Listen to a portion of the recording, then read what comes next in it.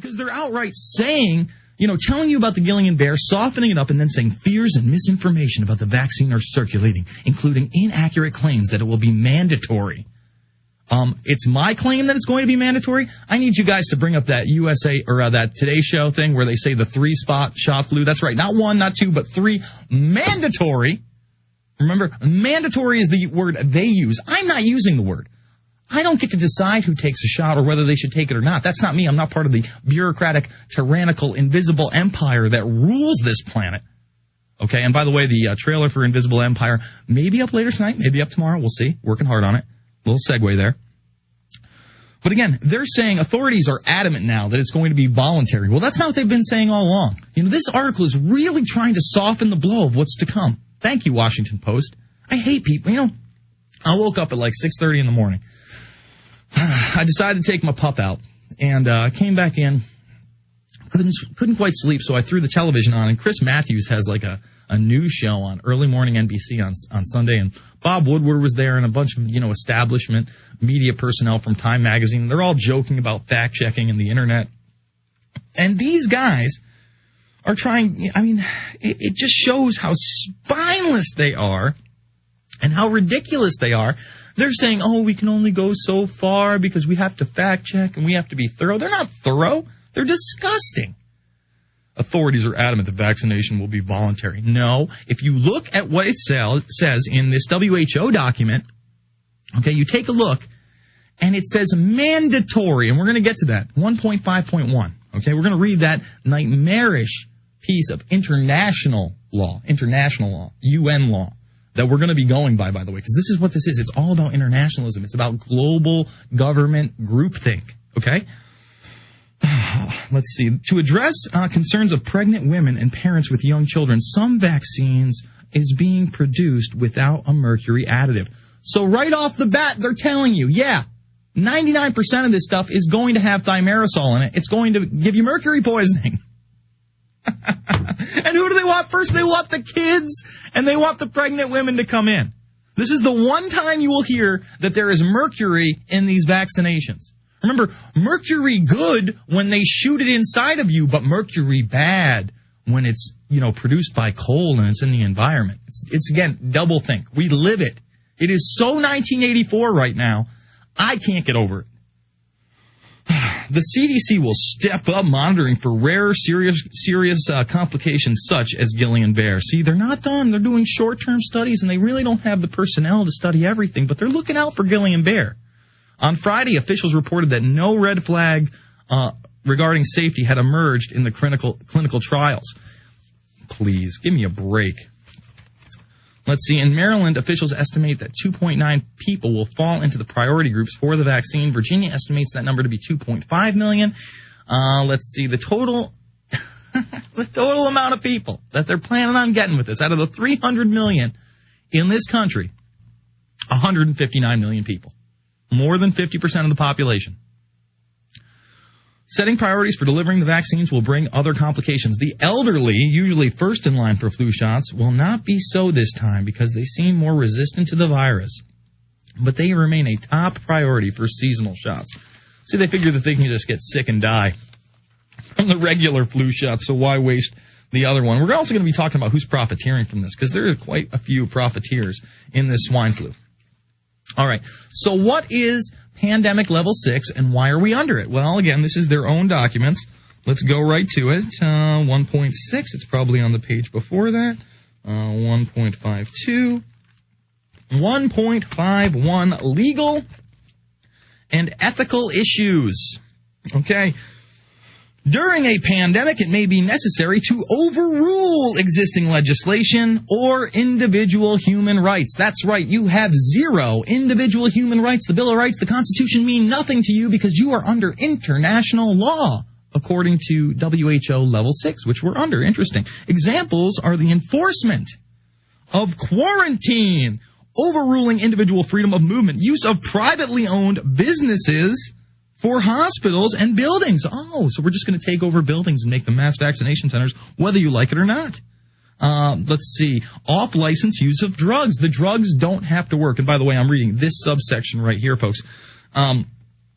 Let's see, what else do we have? Oh, compulsory vaccination or implementation of emergency shifts in essential services. See, the word compulsory, that's a synonym. Synonym for the slow people out there means same, okay? Compulsory and mandatory mean the same thing. Who knew?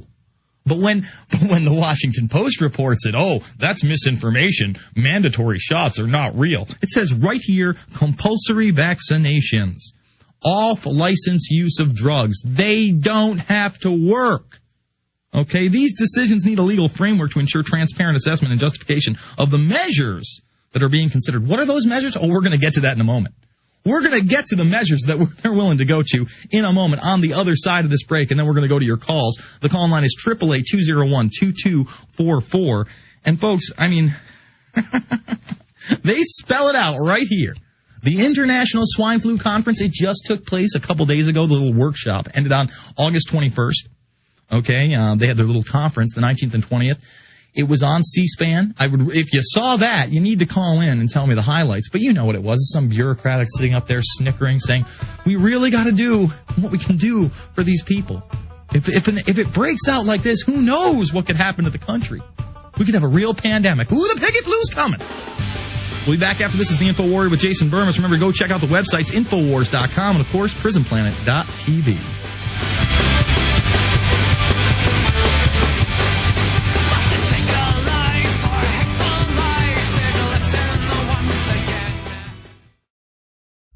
Do you understand how dark it is? How far down the line we are? How late it is? Public Relations 3. Notice it was require. And notice in the WHO Level 6, it's mandatory, compulsory. By the way, Barmas. Yes, sir. Here is the patent from 2007 originally, and they got it on March 5th, 2009. But they put the application in 2006, actually, and went through in 2007. Baxter for the swine flu vaccine. Oh, isn't that just lovely? All right. And it's approved in March. Right in the beginning of March, right after they sent it out in February. That's so weird. You know, they sent it out to 14 countries in February, the H5N1, the bird flu vaccine. Okay, they sent that one out, and it has live bird flu virus in it. Oh, what do you? Kills ferrets. It doesn't make any news in the United States whatsoever. MSNBC does one small story on it, and it's totally and completely buried. Bloomberg reports on it, does 3 updates. No one picks it up. And these are the people that we give the swine flu contract to. Remember, it's not swine flu, it's 3 spots. One of them is H5N1 that's in this virus. And I suspect they probably would have said it was a bird flu epidemic had that not happened and they didn't need to clean up their checks just a little bit. All right, International Swine Flu Conference. Let me show you how this works. Okay, they get everybody prepared. They bring in all these different organizations. Then they say, oh, by the way, we're launching the Continuity of Government Program. COG, which is the shadow government. Say it with me, kids. The shadow government exists. It's not, it's not Sesame Street we're talking about here. We're talking about the people that make decisions without any repercussions, without any real legislation, without any input from we the people. Top leading and key decision makers of major companies, because we are in a corporatocracy, or I can't even pronounce it. We're really in a technopoly. But corporations, companies, it's all the same thing. Major government is them. They are the shadow government. They are the military-industrial complex. Are representing a broad range of industries. Major companies, broad range of industry. Very, very odd. This is about keeping us safe, right? Not about profits. We'll get to that in a moment. It's about profits as well. It's about putting us under martial law, putting us in fear, getting us sick, and making a huge profit while they do it. Pretty disgusting. Pretty disturbing. Pretty unbelievable if you don't know the facts. If you haven't watched the 1979 60 Minutes piece where they admit that the swine flu paralyzed and killed a bunch of people.